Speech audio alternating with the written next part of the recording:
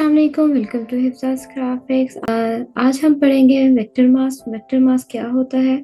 Vector mask आपकी path की masking करता है। जो भी आप पाथ के ऊपर काम करते हैं, जैसे अगर आपने टेक्स्ट बनाया है और आप उस टेक्स्ट को उसकी पाथ को कहीं पे आप हाइड करना चाहते हैं या कहीं पे शो करना चाहते हैं, तो वो होता है हमारा थ्रू वेक्टर मास्क।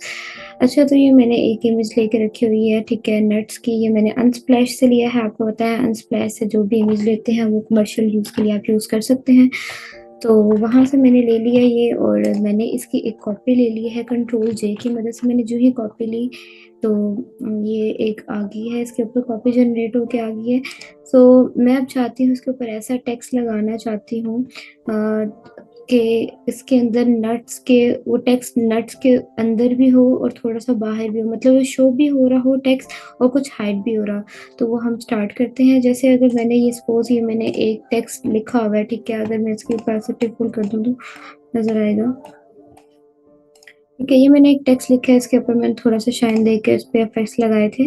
तो ये मैंने रख लिया है, और अब मैं चाहती हूँ इसका मैं वेक्टर मास्क बनाऊँ। तो वेक्टर मास्क बनाने के लिए आपने सिंपली क्या करना है, मैं जूम थोड़ा कर लेती हूँ।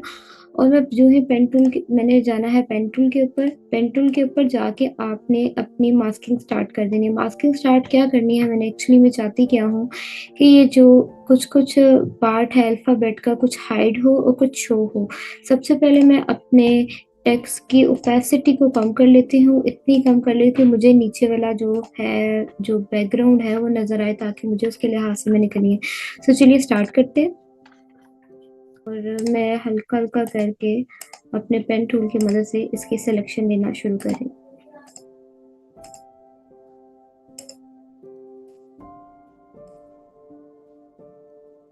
तो आप वेक्टर मास्क की मदद से बहुत ही कस्टमाइज जो आपकी होती है मास्किंग, वो हो जाती है। सो बेसिकली हम इसी वजह से मास्किंग यूज करते हैं, ठीक है।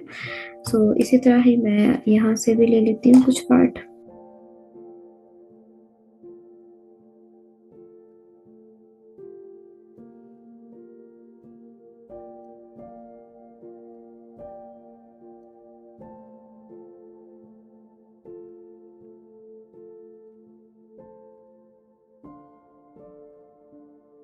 सिलेक्शन हो चुकी है, तो अब मैंने सिलेक्शन करने के बाद ही मैंने डायरेक्टली आना है। ये आपको ऊपर नजर आ रहा है मास्क।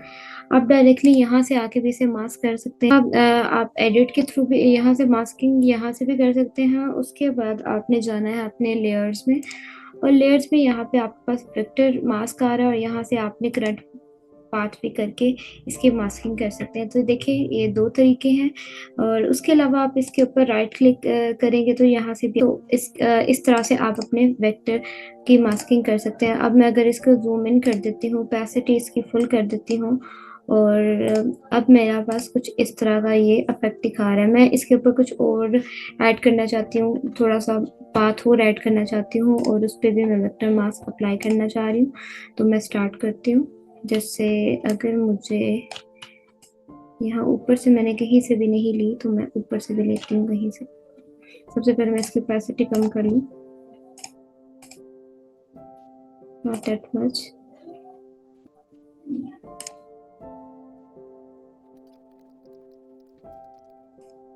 ये देखिए अभी मेरा वेक्टर मास्क हुआ है, तो डायरेक्टली जो ही मैं सिलेक्शन कर रही हूँ वो ऑटोमेटिक उसे मास्किंग में कन्वर्ट कर रहा है, ठीक है।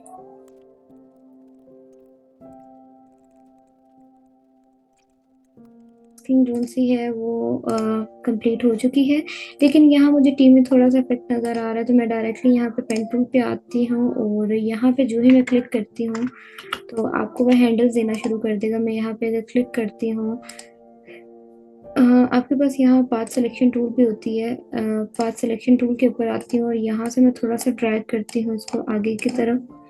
तो अब आपको नजर आएगा कि कुछ इसके इफेक्ट आ रहे हैं, ठीक है। तो यहाँ से अगर आप क्लिक करेंगे ऑल्ट की मदद से, तो ये आपको हैंडल्स देना शुरू कर देगा। बाकी फिर अगर आप इसके ऊपर बाकी ब्लेंडिंग वगैरह फर्दर ऐड करना चाहते हैं तो आप कर सकते हैं।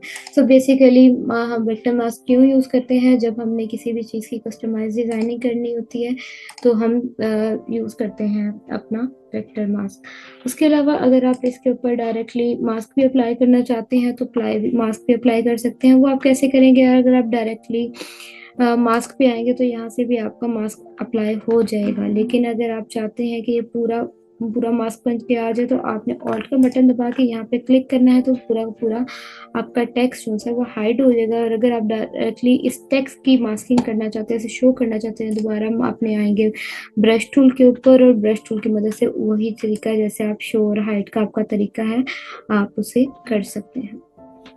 ठीक है, अगर आप यहाँ से अगर कुछ हाइड करना चाहते हैं बजाय इसके आप दोबारा से वेक्टर के थ्रू करें तो वैसे भी आप कर सकते हैं।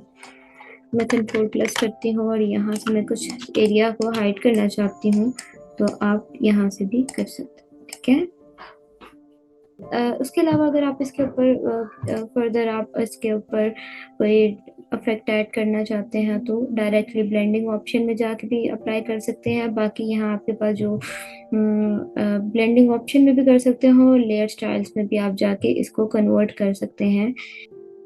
तो मैं चलती हूँ अपने लेयर स्टाइल्स में और जाके मैं इसको थोड़ा ब्लेंड कर देती हूँ ताकि वो इफेक्ट के साथ मैच हो। So yeah, so this is it we have for you today. We'll see you in the next one. Allah Hafiz.